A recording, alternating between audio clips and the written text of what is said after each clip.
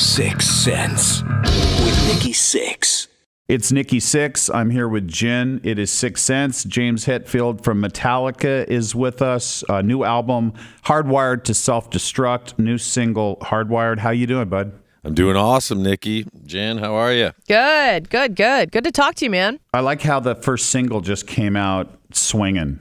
It was great. It was a really needed thing at radio. I was excited to hear that, and I've been following you guys on social media. I follow you on Facebook and everything, and I enjoy how much access I get to your band.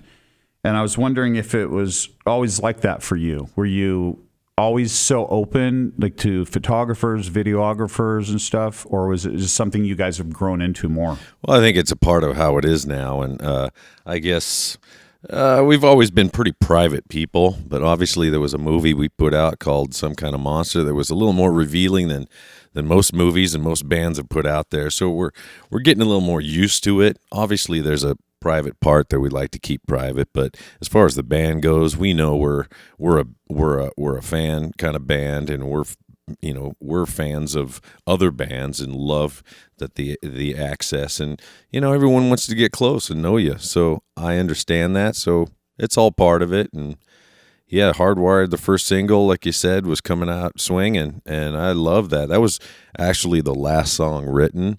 So it's kind of a summary of where we're at right now, lyrically and feel-wise on this record. I think where Metallica is at right now for me is, and it has been for a long time, but really right now, as everything's changing, radio's changing, streaming is changing, just the whole world is changing musically. It felt like when that song came out, I was like, these guys don't really care what the rest of us think. This is Metallica. And I enjoyed that. I don't know if you guys felt that in the writing process. Is that what you think? I don't care. No. Exactly. Yeah. I tell you, it's always been that way for us. We just want to write music that we like listening to. It's as simple as that. And we've got a lot of people that feel the same way as we do for some reason. It still blows my mind that people are, there's 6-year-old kids out there singing, Master. It's like, are you sure? You really like this?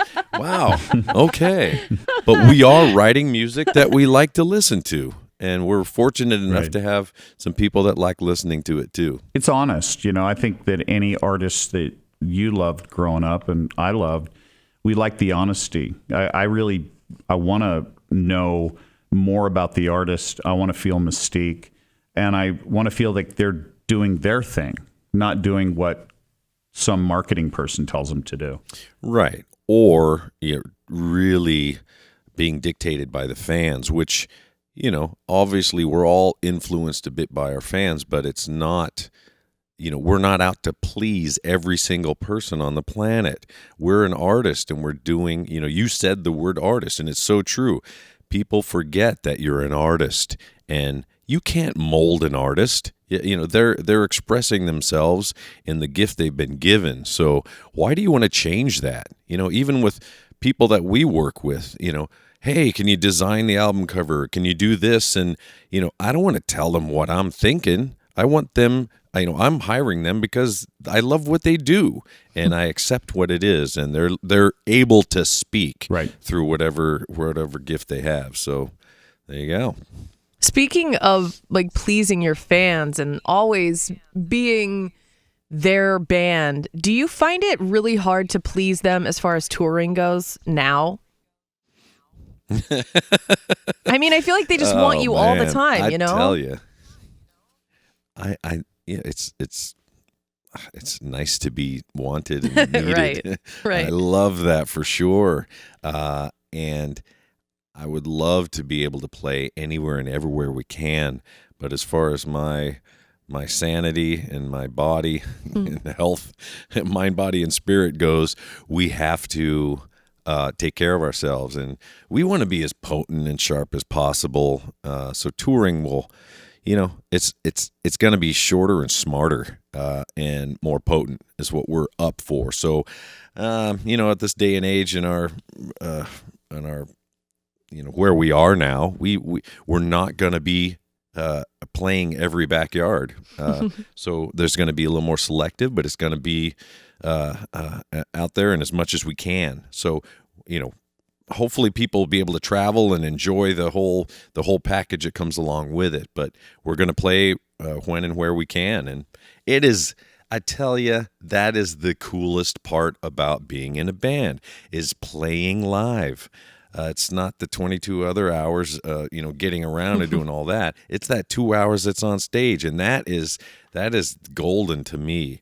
And we care about that, and it's precious to us. So we love that, and that's one of the main inspirations for being in a band. Do you find, as you're preparing for a tour, I know I do, different artists are different.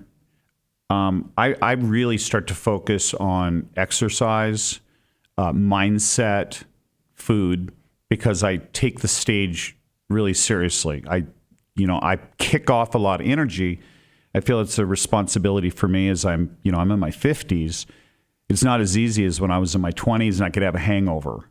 I have to really, really focus on it. Do you find that was a shift in your life as well? Absolutely. And not just for tour, but just for living in general, hoping, 50 is the new 30 and all of that stuff. And, nowadays it's easier to take care of yourself. Good food is a little more affordable, and, there's a lot more attention put towards staying, physically, mentally, and spiritually fit. And, it makes you more potent. You're running on all cylinders when you're out there. And on the, I'm sure your rider, the tour rider's a lot different than it used to be, 20 some odd years ago. It's not the bottles of this and the, crap of that. It's, hey, it's the organic local. We want to eat that. And, hey, whatever's left over, we're donating to the food bank, and is a totally different feel. So spiritually, feeling really good to get out there, and you're not wasting, and obviously being out there, being healthy, it just makes you feel healthier. So I love the fact that our exercise, you and I, Nikki, is being on stage. It's a cool way to exercise. It really is. When I'm working out, I'm actually hearing the songs that I'm going to play, or I'm doing something that will enhance what I'm doing on stage. We have these boxes and we jump around on them, and so I work out with boxes with a weight that kind of simulates the weight of a bass. And so when I get on stage, I'm not like, okay, I'm feeling good, but now I got to do these other things I'm not used to doing. Just little tricks like that I found started to help me. I don't really believe that age in heavy metal or hard rock, like there's not an end. Oh, I agree. I see Metallica in your 60s. I'm sorry, I see you in your 70s, and we're going to look like a bunch of pirates. But Pirates, right? Look, James, I just ordered my first gold tooth, so I'm on my way. Well, I'll tell you, Nikki, you're aging very well, I must say. And for being in a band, and of all of the yes man and the temptations and all the crap that's out there, the fact that you and I are sitting here talking still is pretty amazing, and I'm super grateful for that. And we need to care for that. We need to care for that. And if we want to continue with that, and putting out the good vibes, and I don't care that my hair's white, and I'm not ashamed of it. I earned that. I've gone through a lot of stuff to earn that, and I'm not trying to show myself as some 20-year-old. I am 50-something, but I'm in good shape in all aspects, and all the whole band, is a big, powerful unit. And when we're together, magic happens, and we embrace that. We just ran into each other in Rio, and I ran into you in the hallway. I saw Lars for a second, and I saw you come in, and you said, "Man, we're like really tired." I think you did a show either in New York or up in Canada. And you flew down, and you kind of got there late, and I could see it. I know what it looks like. I know what it feels like.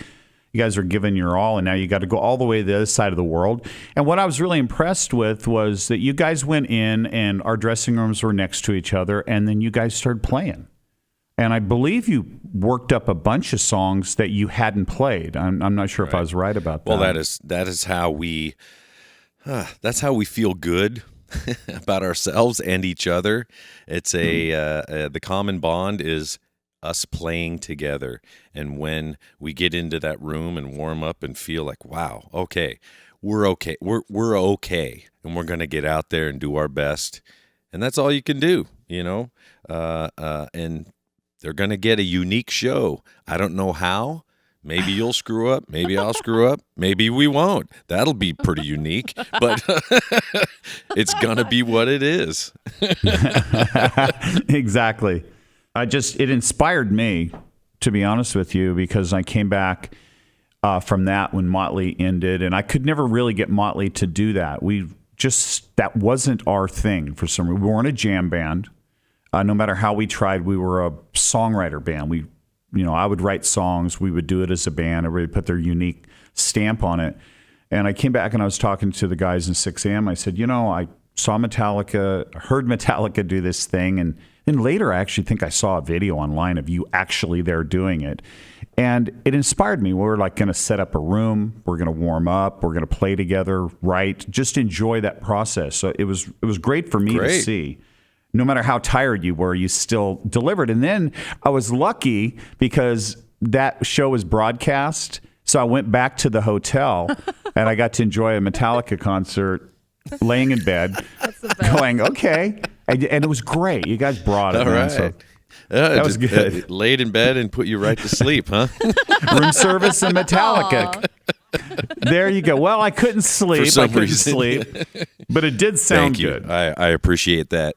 Yeah, for some reason I just couldn't. Well, I'm glad that you got some inspiration from that, because I love, knocking that rust off or just getting in there, and it does build a confidence. And I agree, that Metallica's a kind of similar, as you were saying with Motley Crue, kind of a songwriter band, and you're playing the songs. It's not. We're not the biggest jam band either. People ask us to come up and jam. It's like, I'm not very good at that. I'd rather I can jam with my band. I'm not very good at jamming with other people. I like these guys, and I'm going to jam with them. So, but just knocking off that rust and feeling confident together again. And it's also what it does, Nikki, is it's kind of a check-in. Everyone can kind of see, oh, wow, you look like you're not doing good. How can we help you out on that? Or, it just at least knowing where each other is, because I can make a bunch, I'm creative. I can make up a bunch of stories about why he's looking at me weird, and it's not me. He's not feeling good. Totally. Isn't that the truth? I think that's a good thing to take through life in general. Like, I kind of want to get together with everyone I know in a room every once in a while and be like, is it me? I'm sorry. And I like that idea, because we do walk around the planet and people look at us for whatever reason. They might know us. They might see something about us that looks different than what they're used to. Maybe it's the tattoos. Maybe it's the hair. Maybe it's just the way you carry yourself. And you see people looking at you. And a lot of times I'll think they're thinking something negative. Yeah. It's probably because how I grew up and like where I went to high school. There was busing in the 70s, and there was like a big 50% black, 50% white. The kids couldn't really figure out how to get along, which was really great for me musically to have all those different influences. But there was a lot of, so-called judging on the outside, and we have to deal with that as artists. So that's good information right there. Yeah, there's a lot of, I take it personally, and I'm on the defense all the time, and just realizing that, hey, man.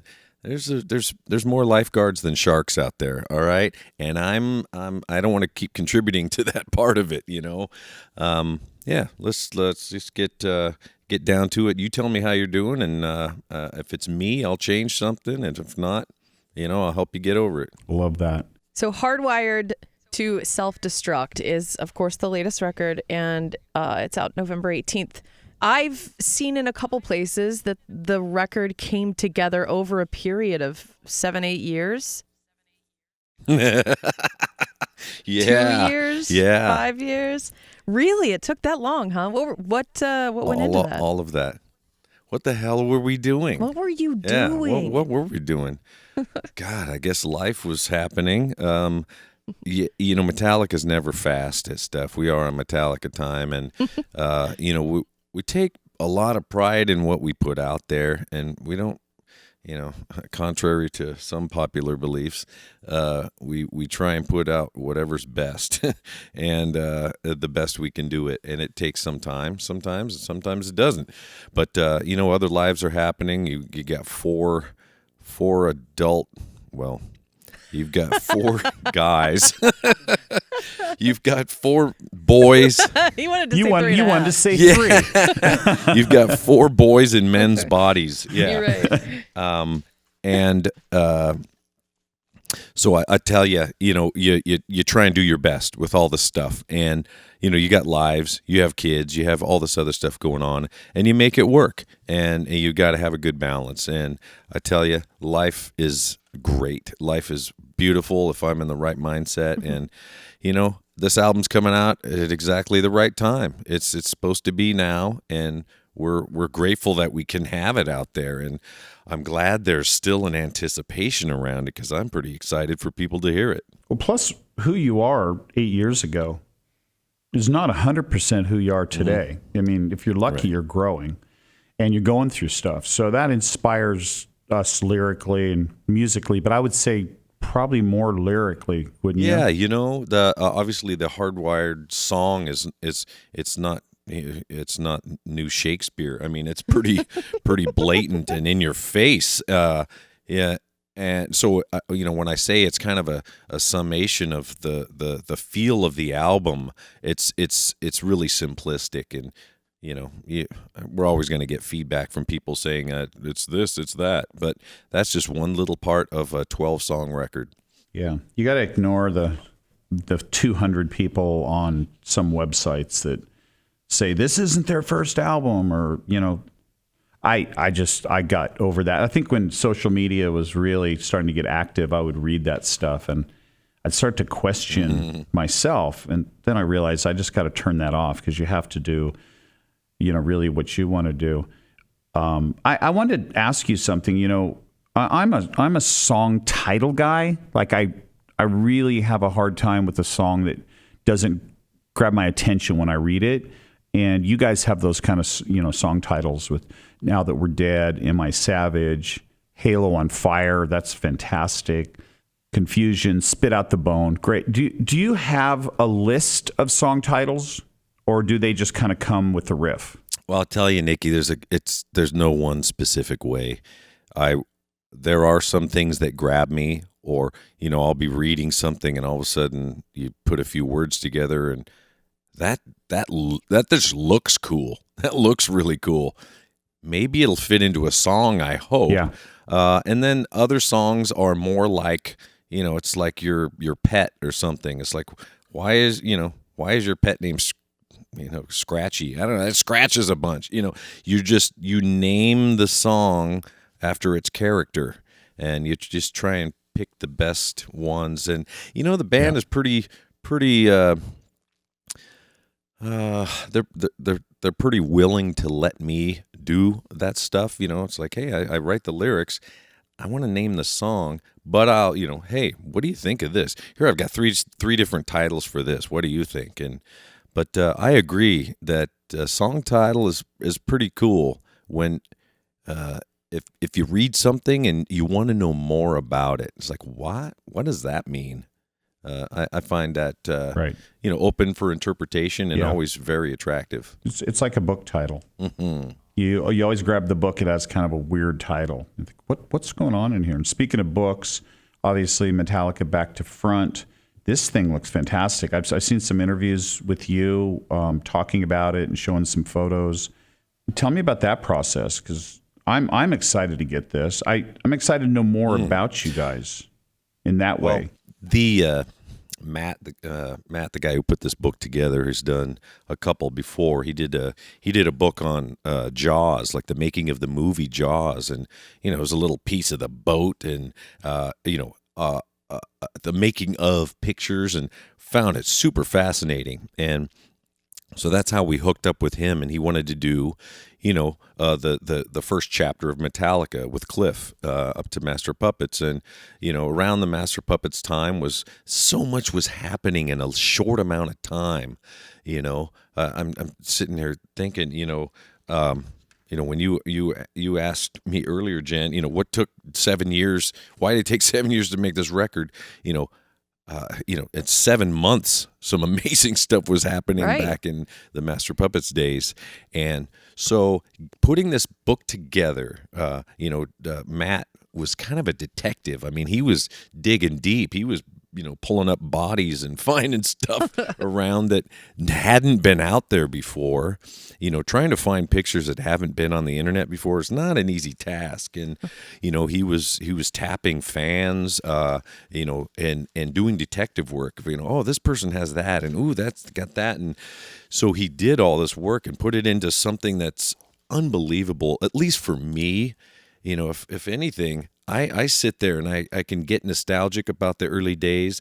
I get some great pictures of Cliff, who I miss dearly, and get to relive some memories that are, it's like a yearbook of our early life. This was, this is our life, and there it is. And I'm really grateful that someone put all that stuff together into one book, for me. Really cool. Do you see more in the future? Other eras? I don't know. I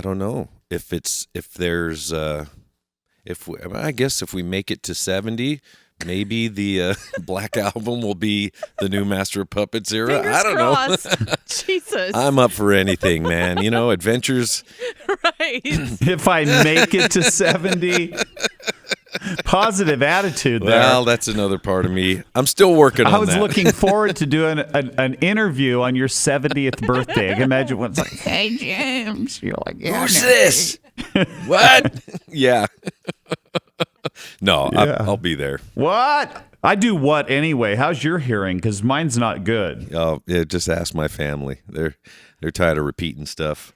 And I'll make stuff up, and it drives them nuts. Yeah. Sorry, family. My wife said to me, I talk to you half the day and you only answer me 10%. And goes, we got to do something about this. So I actually went to this place. They have these, I calling hearing assistants, because I won't use the aid word, probably because of ego. And I got these things and I put them in my ear. You can't see them. And I was like, this is amazing. This is fantastic. There's birds. Like, there's all this stuff going on. And then I was listening to mixes of our last album, and I called up our producer and mixer, and I said, aren't the guitars really loud on that song? He's going, it's the same mix you've been listening to. So I had to take them out. Yeah. I'm better off being deaf. I hear you on that. I pretty much went through the same process, and someone said, "Oh, these are what other people are wearing, and this and that, and we can dial it into what you're missing, and all this. It's really customized, and I tell you, it just freaks me out. It's like I don't want something amplified. Isn't that how I got my hearing loss? It doesn't make any sense. It's a great idea. Yeah, exactly. Metallica with hearing aids. I mean, that sounds painful. Like for you on stage, like you wear in-ear monitors, right? Right. So it's pretty much that is pretty much a hearing aid. Yeah, it really is. Except for the problem is we turn the volume up too loud, probably. Yeah, you guys have done this to yourself. You're sitting here going back and forth, but it's all your faults. You know that, right? Thanks, Mom. You're Thanks, welcome. Mom. I'm just letting you know. It was those early small room rehearsals with everything on 11, because that's how you have to play always. Mm-hmm. That did it. But it was great. I blame the cymbals. I blame our drummer. Cymbal. Yeah. Yeah, my left ear is out because of Tommy Lee. I was thinking of suing him.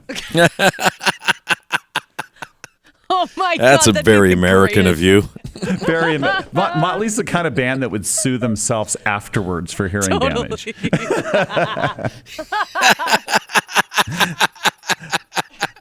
I love it.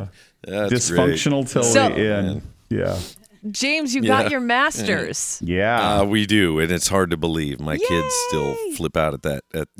What do you mean you don't own your own music? Like, yeah, well, things were a little different back then. But yeah, we got our own record company. We've got our own record press. We own our own vinyl press. Isn't that cool? Wow. I am blown away by that and the possibilities of what we could do, color-wise, holograms, whatever. It's like a whole nother arena of creativity that's opened up for us. So we're excited about that. Yeah. And you could do stuff whenever you want. Pretty much. Unreleased stuff. You could do back catalog stuff in vinyl and different colors and artwork. I love it. That's fantastic. Well, congratulations on that. I went through that getting the masters back from Elektra, and it was really freeing to be able to have access to everything and make decisions on what you want to do with it, instead of like, a record label going, well, it's time to, do this. And I've really enjoyed that. I agree. I feel you, because that is why an artist owning their own stuff. Amazing. How it should be, Oh, I would man. think. Is this upcoming album a double disc? Mm-hmm. Okay. Yeah, there's not all. There's 12 songs, and they're not all 3.5 minutes like Hardwired was. Okay. But there is some long stuff on there, and there's some short stuff and some medium stuff. There's, Metallica gets diverse, and we love that. What's your longest track? I don't know. I think the first number is a 7. I don't think it's an 8. Yeah, but it's a 7. Explain that with the sound for the fans. You're talking about making it sound better by putting on 2 discs. Yeah, well, I think the maximum is it 75 or 80 or 80? I think 80 minutes is max, and then the sound quality starts to suffer. It gets on the vinyl, especially, and. I think CD-wise, there is a max on that too, and we want it to sound good. I mean, at the end of the day, and we got a bunch of songs that we love, so that's what has to happen. We don't want, for the extra dime it costs to make it a double. I think it's very worth it. You guys, very active on social media. What's your feelings on? What's your feelings? And I'm laughing because I enjoy it, but at the same time, it feels a little invasive that everywhere I go, someone wants to take a picture with me. So if I'm just having breakfast and I just didn't even look in the mirror and I'm sitting there with my wife and someone wants to take a picture, there's a part of me, it's like, I just need a little bit of time here. Yeah, can I finish chewing? That would be nice. Yeah, I really used to get freaked out that I would piss someone off. I used to get so worried that, if I say no, my kids are here and I'm enjoying a family moment, that they'll turn around and say, "You're a dick. What a rock star," or something. I was so worried about that. But I tell you, the more I put out there that now's not a good time, I don't do photos, I don't sign, I will shake your hand, and I'll talk with you for 5 minutes. I'd rather do that and leave that kind of impression than someone just stealing a little piece of your privacy. I don't find that productive for me, and it puts me in a crap mood, and, and then I start to get resentful, and I don't even want to, talk to people. So I'd rather talk to them as a person instead of some idol of sorts. Exactly what I was saying the other day is I love the fans. I'd like to spend a second with you, but the first thing you ask is for a photo, and then you leave. And I'm like, you got the photo, but you didn't get any interaction. And that's the whole idea, is to have some kind of interaction through music, art, touring, your book, et cetera, et cetera. So they may have that little snap with the selfie where your face looks all blown out of perspective. But in general, I don't think they're doing themselves any service either. I agree. That's well said, Nikki. Well, James, go ahead. Sorry. Wait, I have one more question. Oh, God damn it. I just wanted Well, shut the fuck up. He's got to go. Okay, I have one more question. Shit. Do you think that Metallica can possibly one day be the Super Bowl halftime show? Nikki and I talked about it the other day. We think you're a great fit.